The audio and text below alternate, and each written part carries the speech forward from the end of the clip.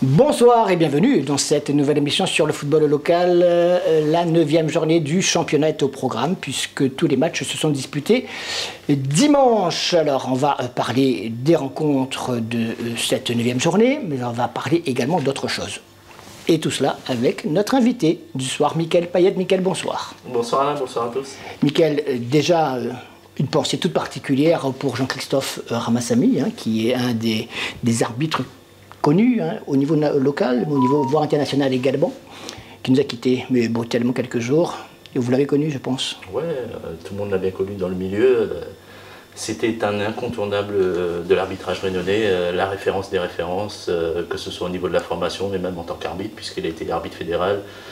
Il a fait des matchs de Coupe de France, des finales, c'est l'homme des finales aussi. Beaucoup de finales à son actif. Il a été international, des matchs de Coupe d'Afrique, les Jeux des îles.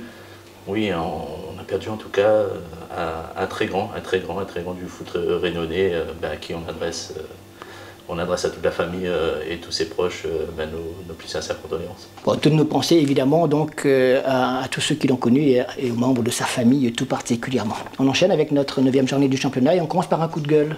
Un coup de gueule auprès de la ville de Saint-Denis.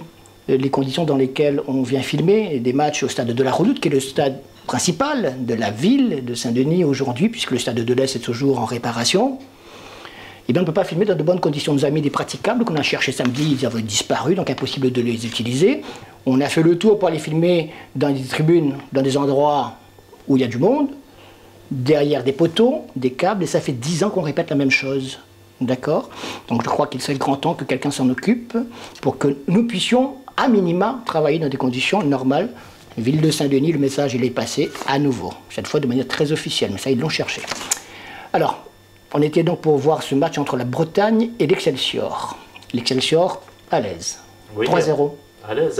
On a raté un but, évidemment. Ouais, une bonne entame de match. Elle n'a pas laissé cette équipe de la Bretagne prendre confiance. Un peu fatigué aussi peut-être la Bretagne qui avait 3 jours avant ferraillé contre la Saint-Pierroise au point peut-être de réussir un petite hold-up. Oui, mais galvanisé aussi parce que perdre que 2-1 contre la Saint-Pierroise après avoir mené, donc j'imagine que les Dionysiens étaient arrivés à ce match-là avec beaucoup d'ambition. Un plan de jeu, le plan de jeu il a volé en éclat rapidement avec ce but dès la 2e minute de Badjo qui fait une belle percée. Vous ne verrez pas. Oui, qui fait une belle percée et qui fait la différence quasiment à lui tout seul. Et puis oui, l'Excelsior qui a déroulé, qui a bien géré la partie.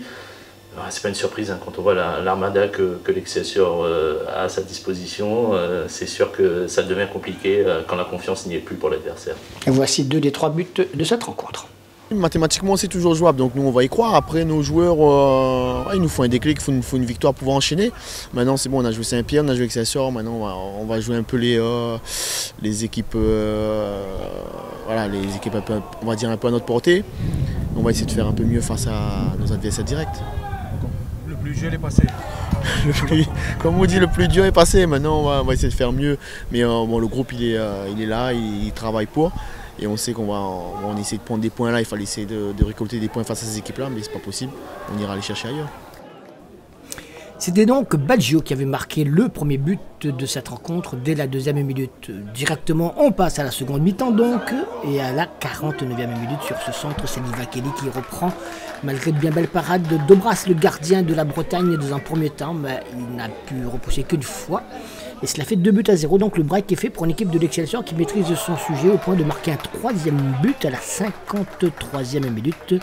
Et Charles en règle l'addition sur un nouveau centre de Mohamed El Madagri, inscrit un 3e but, le dernier, 3-0 pour l'Excelsior. Très bien, quand on mène 3-0, il y a un peu de relâchement.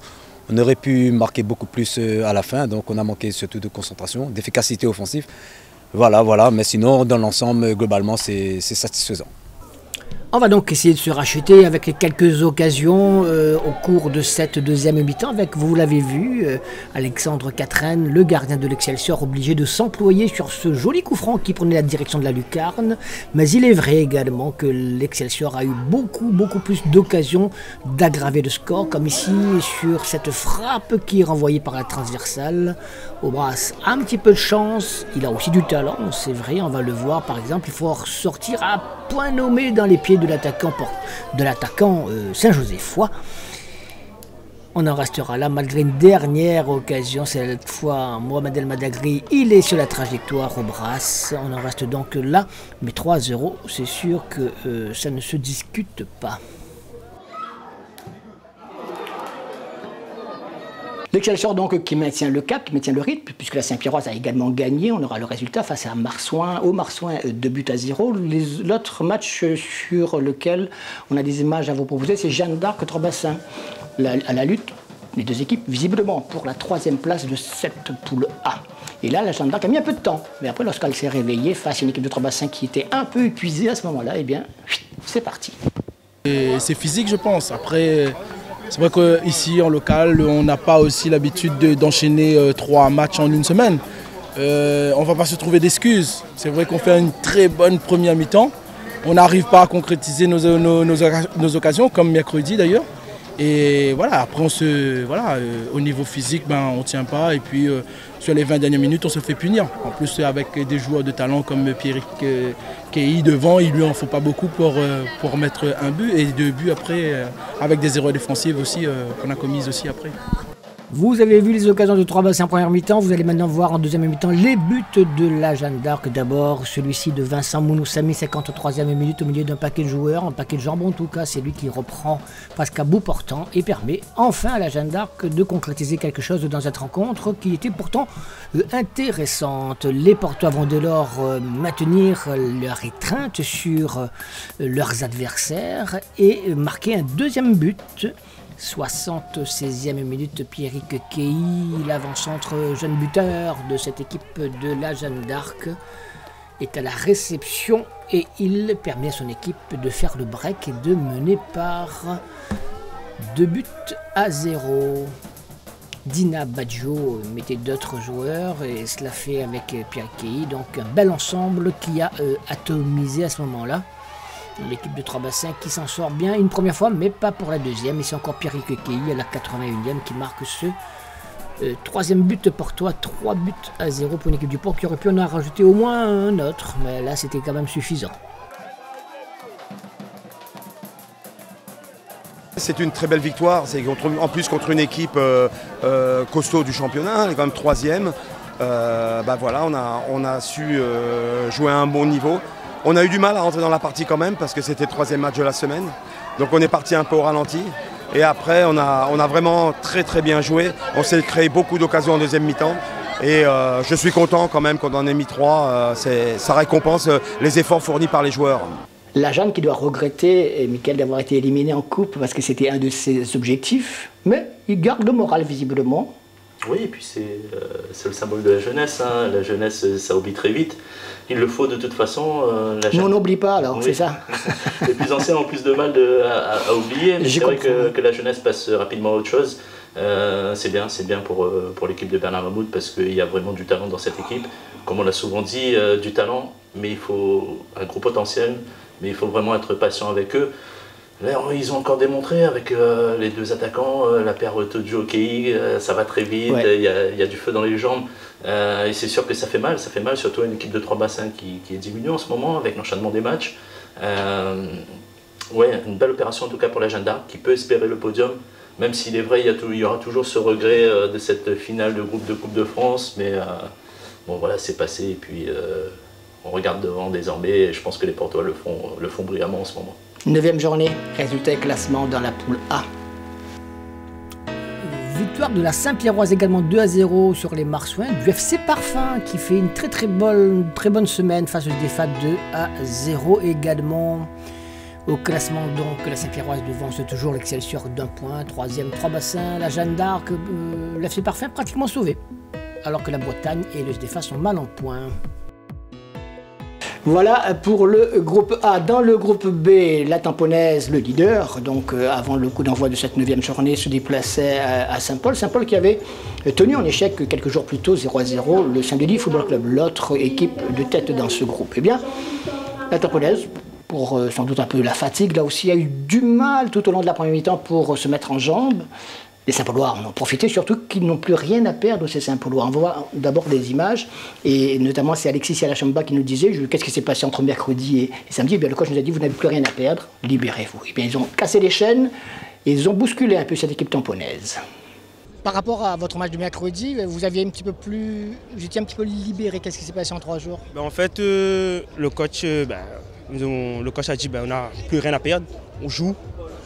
Là, offensivement, on a bien joué que devant Saint-Denis. Maintenant, il reste Sainte-Marie dimanche prochain, on va travailler pour et on verra. Mais avant dimanche prochain, on va voir face à la Tamponaise ce qu'ont fait les Saint-Paulois, tout de blanc vêtus, notamment au cours de la première mi-temps, avec une équipe tamponaise un peu en dedans qui subit la domination saint-pauloise avec ce tir de Nazira qu'Étienne Lebon a du mal à capter, des Saint-Paulois en feu, avec ce joli passement de jambe d'Arnaud Combe qui trouve son partenaire Nazira, le Mauricien, qui est venu renforcer cette attaque saint-pauloise, et il l'a fait. Et Étienne Lebon est obligé de craquer en corner. On reste devant la cage tamponaise, vous l'avez vu, on a choisi les meilleures actions. Ce sont celles des Saint-Paulois au cours de cette première mi-temps. Au point que Jean-Pierre Bade, c'est vrai qu'il était blessé, notre ami, qu'il a dû être remplacé un peu avant la pause, une pause qui intervient donc sur ce score de 0-0. Alors on se dit, les Tamponais vont quand même réagir. Eh bien, ils vont réagir, mais en attendant cela, ils se font surprendre. Logiquement, on dira par ce beau débordement de Jonathan Monteville sur le côté droit, et les Saint-Paulois ouvrent le score sur ce coup de tête de Arnaud Combe qui heurte le poteau, et c'est malheureusement pour lui Étienne Lebon dont le pied n'avait pas vu arriver le ballon. Les pieds n'ont pas d'yeux, me direz-vous, c'est normal. Eh bien, le ballon franchit la ligne, regardez sur ce ralenti, boum, boum, boum, et ça fait un but à 0 pour la Saint-Pauloise. Nous sommes à la 48e minute. Alors, dès lors, la Tamponaise n'a plus le choix. Jean-Pierre Bade fait entrer du 109, veut redynamiser notamment son attaque. Et ça peut marcher, sauf qu'il y a Mathieu Pelops qui est là pour parer au plus pressé une première fois, puis une deuxième fois sur ce coup de tête de Jean-Michel Fontaine. Boum! Ça passe au-dessus, c'est vrai, mais ce n'est qu'une question de temps, histoire d'ajuster la mire, puis il va réussir, Jean-Michel Fontaine, sur ses coups de pied arrêtés. Il va y avoir un corner, nous serons à ce moment-là à la 84e minute, il était temps. Eh bien, sur ce corner, c'est lui qui devance tout le monde, et d'une façon très classique, habituelle, et ça marche, le meilleur buteur du championnat, son 8e but de la saison. Eh bien, cela fait un but partout, malgré des occasions de dernière minute de part et d'autre. Je pense qu'en première mi-temps, on a observé l'équipe, comment l'équipe d'en face a été. Et deuxième mi-temps, on avait l'intention de jouer un peu plus haut. On s'est fait surprendre directement d'entrée. Donc après, il fallait courir derrière, et ça donne ce genre de match-là. Non, je pense qu'après, il y a aussi physiquement, ça commence à tirer un peu dans les jambes. Mais voilà, on a pu revenir au score. Et c'est vrai, c'est pas facile, on enchaîne des gros matchs. Et on savait que ça allait être difficile aujourd'hui. Mais voilà, on perd 2 points. Je sais pas qu'est-ce que Saint-Denis ont fait de l'autre côté, mais en tout cas, voilà, on est encore dans le coup. On va essayer de tenir jusqu'à la fin. Vous y étiez, Mickaël, la Tamponaise finalement aurait pu gagner, c'est vrai, sur la fin, mais elle aurait pu aussi perdre. Hein. Oui, en tout cas, sur la fin, la Tamponaise a une grosse occasion que Mathieu Pelops en arrive d'une belle parade. Ça aurait été mérité pour les Saint-Paulois qui avaient vraiment fait une meilleure impression sur le match que les Tamponais un peu fatigués, sûrement. Jean-Pierre Bade qui disait qu'il avait opté pour un plan de jeu, le plan de jeu d'attendre cette équipe de Saint-Paul qui a de la qualité malgré son classement. Et au final, c'est plus les Saint-Paulois qui sortent de ce match avec des regrets, puisqu'il y avait vraiment la place pour faire quelque chose, comme le disait Christian Redorfreville. Et ce qu'il regrette le plus, c'est que, encore une fois, un but sur coup de pied arrêté, le grand classique de Jean-Michel Fontaine. Il avait eu beau prévenir ses joueurs, et ça ne rentre pas. Et en tout cas, oui. C'était Mathieu Pelops, c'était là, donc il connaît le garçon, malgré cela. Il connaît très bien le garçon, Gérard Hubert le connaît très bien, Alexis Charchamba le connaît aussi, Christian Dafreville le connaît très bien. Ça n'a pas suffi, et pourtant même le président Charolais l'avait bien dit avant le match, faites attention au coup de pied arrêté, c'est pire qu'un penalty avec Jean-Michel Fontaine, et puis voilà, ça s'est vérifié. Bingo. Et oui, en tout cas la Tamponaise qui prend 2 points, mais qui voit le Saint-Denis FC recoller à la première place avec le tampon, juste avant la prochaine journée où les deux équipes vont s'affronter. On peut se dire que le titre de cette poule A, de cette poule B plutôt, va se jouer entre ces deux équipes ce soir-là. Alors le Saint-Denis Football Club pendant ce temps effectivement a gagné face à la Capricorne, c'était au stade de la Redoute. Il y a les poteaux et les câbles, il n'y avait pas le choix. On regarde les images quand même. Et on a sélectionné ces images pour ne pas vous montrer tous les déchets qu'il y a autour de cette pelouse. Et c'est pas toujours simple. Regardez, les poteaux à droite, le câble, vous l'avez vu.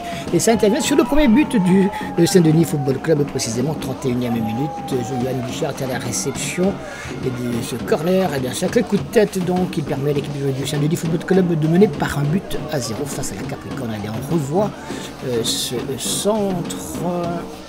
Et au milieu de ce paquet de joueurs, le libéro, l'arrière central de l'équipe dionysienne, ouvre le score. En seconde mi-temps, les Dionysiens ont la possibilité, avec ici Mohamed Assoumani, de marquer un deuxième but. Mais Tony Pétard est à la parade. Des Dionysiens qui ont, un peu comme d'habitude du reste, du mal à tuer le match, alors qu'ils en ont l'occasion à plusieurs reprises. Qu'est-ce qui leur a manqué? C'est à eux de trouver la réponse. Une nouvelle occasion, donc toujours un but à 0. Et puis, sur une attaque, un gros tamponnage, c'est bien le terme, regardez plutôt ces images, dans la surface de réparation dionysienne, boum, boum, boum, et ça fait le penalty. Évident ou pas, peu importe, il a été sifflé, et pour faire justice lui-même, c'est donc Quentin Barbier qui se charge de transformer ce penalty et permettre, à ce moment-là, nous sommes à la 72e minute, à l'équipe de la Capricorne d'égaliser et de croire pouvoir repartir avec les 2 points du match nul, ce qui serait une bonne opération dans le cadre éventuel d'une course pour la première place qui est encore mathématiquement possible, qui est encore 1-1, c'est très bien. Néanmoins, là ils vont trouver quand même une équipe beaucoup plus réaliste en face, le Saint-Denis Football Club, et une équipe, notamment Johan Guichard. On reprend les mêmes pratiquement et on recommence, et le coup de tête, il est aussi victorieux, cela fait finalement 2 buts à 1 pour le Saint-Denis Football Club qui marque 4 points importants dans cette 9e journée, histoire de recoller avec la Tamponaise au classement, on va le voir dans un instant. Donc une victoire importante et puis bon pour le moral avant le rendez-vous, Johan Guichard le dira tout à l'heure, vous l'entendrez, le rendez-vous important de la finale de la Coupe de France du groupe B la semaine prochaine. Donc c'est très très bon pour le moral. Ah bon, ça reste anecdotique le doublé, l'important c'est de prendre les 4 points et c'est surtout il faut retenir la victoire qui nous met en confiance pour préparer le match de la semaine prochaine. On va rester humble et garder cette humilité parce qu'on a une grosse échéance qui arrive la semaine prochaine. Donc ça fait plaisir, mais bon, ce soir il faudra vite oublier ce match-là et préparer la finale qui arrive la semaine prochaine. Les résultats des classements, Mickaël, on les regarde et après on fait un petit commentaire là-dessus, regardez plutôt. Donc après la 9e journée, groupe B. 3 matchs nuls, un but partout dans ces rencontres que vous découvrez, notamment Sainte-Marie à l'AF Saint-Louis, un but partout au classement. Donc Tamponnais et Saint-Denis Football Club sont toujours et de nouveau au coude à coude à la première place. La Sainte-Marienne, on l'a vu, marque le pas. C'était compliqué? Oui, c'est toujours compliqué. On connaît très bien cette équipe de l'AF Saint-Louis qui avait déjà battu la Sainte-Marienne juste à la reprise de la saison à Duparc. Donc une bonne équipe de l'AF Saint-Louis. C'est compliqué. La Sainte-Marienne était vraiment dans une bonne dynamique, je crois. 3 victoires d'affilée. Bon, petit coup d'arrêt, mais ça va. La Sainte-Marienne sait de toute façon qu'il sera difficile d'aller chercher les 2 premiers. Elle a à cœur d'assurer son maintien le plus rapidement et je crois qu'elle a pris le bon chemin, donc oui, elle pourra se rattraper prochainement. Alors il y aura une 10e journée, je ne sais pas à l'heure où on enregistre cette émission si elle va se dérouler ce week-end, je pense que oui pour certains matchs. Par contre, ce qui fera l'affiche, ce seront les 2 finales de Coupe de France régionale, samedi soir au stade Paul-Julius Bénard, finale du groupe A entre la Saint-Pierroise et la SC Mac, qui a éliminé donc la Jeanne d'Arc, et puis le dimanche, le lendemain, 16h30, du côté du stade Michel Volnay, Saint-Denis Football Club Excelsior, 2 belles affiches quand même. Ouais, 2 belles affiches avec une première finale, où, entre guillemets, une finale de groupe, où il y a vraiment un grand favori, David contre Goliath. Hein. C'est le petit club des Macs promu en Régional 1. Qui osera parier sur les Macs, à part ceux qui habitent dans le coin? C'est compliqué, mais attention quand même. Ouais, les Macs ont quand même éliminé la Tamponaise, la Jeanne d'Arc. Voilà. Il faudra être vigilant. Bon, la Saint-Pierroise est d'un calibre au-dessus, l'expérience et tout, mais attention quand même aux Macs. En tout cas, ils vont tout donner, hein. Ils ont tout à gagner dans ce match-là, donc on peut compter sur les petits protégés de Fabrice Setève pour donner une belle réplique à cette Saint-Péroise et une belle finale. Et Saint-Denis Football Club avec une belle affiche là. Ouais, belle affiche, là vraiment indécis, le rapport de force est vraiment équilibré. Saint-Denis FC fait partie des 2 seules équipes à ne pas avoir perdu cette saison avec la Saint-Péroise. L'Excelsior a perdu un match déjà, Saint-Denis, dans la forme du moment on va dire Saint-Denis, mais au niveau de l'expérience, on va dire l'Excelsior, grosse expérience de la Coupe de France, une belle histoire en Coupe de France. Donc oui, 50-50, belle affiche en tout cas, et que le meilleur gagne. On termine, on a quelques minutes encore, Michael, pour faire un petit détour par la métropole ou par l'international. Ça dépendra de ce que vous allez nous dire pour parler de nos créopolitains. Alors, quels sont ceux qui ont mis notre drapeau créole en l'air ce week-end, cette semaine? On va mettre les projecteurs sur nos 2 porte-drapeaux de la Ligue 1. Dimitri Payet et Ludovic Ajorc, ils ont été phénoménaux ce week-end. On commence par Ludovic Ajorc, une belle victoire contre Saint-Etienne. 5-1. 5-1, il était dans tous les bons coups. C'est lui qui provoque l'exclusion du défenseur adverse. C'est lui qui marque le 4e but, toujours généreux dans l'effort, exemplaire. Et puis voilà, son 4e but de la saison, 4 buts déjà. Et il confirme tout le bien qu'on pense de lui en Ligue 1. Et puis de l'autre côté, notre Saint-Philippois, notre King Créole, Dimitri Payet. En forme en ce moment-là. Au top de sa forme, vraiment le maestro de cette équipe de l'OM. Tous les ballons qu'il touche, il le bonifie. Il les bonifie, passeur décisif, 3 passes décisives. On aurait pu même rajouter la 4e sur le premier but où il laisse passer, ça fait toute la différence. Alors, ça promet en tout cas un grand Dimitri Payet en cette semaine où il y aura un match de Ligue Europa contre la Lazio et puis on termine la semaine par le Classico contre le PSG, un duel Payet-Messi, donc on attend tous avec impatience, on sera tous devant les écrans pour regarder ça en tout cas dimanche. On termine par un petit clin d'œil à nos féminines. Oui, nos féminines, bravo à elles, surtout Melvin Mallard, buteuse en Ligue des Champions en semaine, un retourné acrobatique assez incroyable qui confirme son très bon début de saison. Elle a encore récidivé samedi ou dimanche, je ne sais plus, dans ce week-end en tout cas, contre Montpellier en championnat. Son 4e but de la saison, qui fait d'elle l'une des meilleures buteuses du championnat. Donc à 21 ans, la Dionysienne, la petite fille de Prima, elle continue son chemin. Elle sera avec l'équipe de France bientôt pour les qualifs du Mondial 2023. Donc oui. Et puis Anaïs Ribera qui est en pleine forme également de la 2e division. Oui, 2e division, Anaïs Ribera qui avait connu la D1 par le passé et qui continue à marquer des buts en D2. Encore une fois, elle a offert la victoire au FC Nantes qui s'impose 1-0. C'est elle qui marque, c'est son 8e but en 6 journées, la meilleure buteuse du championnat de D2, les 2 poules confondues, donc bravo à elle et elle continue. Et en tout cas, oui, ça promet, puisque dans ce championnat, les 3 premières places sont occupées par 3 Réunionnaises. Donc, en tête, Anaïs Ribera, 2e Fanny Moreau avec le Havre et 3e Marine Morel avec le FC Metz. Goutano. Voilà. Merci en tout cas, Michael. Donc, on vous le rappelle, ce week-end, les finales de la Coupe de France régionale, le samedi soir à Saint-Paul, Saint-Pierroise ASC MAC, et puis dimanche à Michel-Volnay-Saint-Pierre, Saint-Denis Football Club, Excelsior. Notez également le rallye de Saint-Joseph ce week-end, vendredi soir et samedi. Nous, on va en parler dès demain soir sur cette même antenne avec la présentation de ce rallye et nous inviter comme d'habitude. Et puis, la semaine prochaine, le résumé complet sur cette épreuve qui va se dérouler en même temps que le Grand Raid. Donc, plein de bonnes choses à voir. Faites votre choix, si vous aimez le football, il y a de quoi faire. Le rallye de Saint-Joseph, il y a aussi de quoi faire. Vous pouvez faire le tout à la fois d'ailleurs. Merci Mickaël. Avec plaisir. Excellente semaine et à mardi prochain. Salut.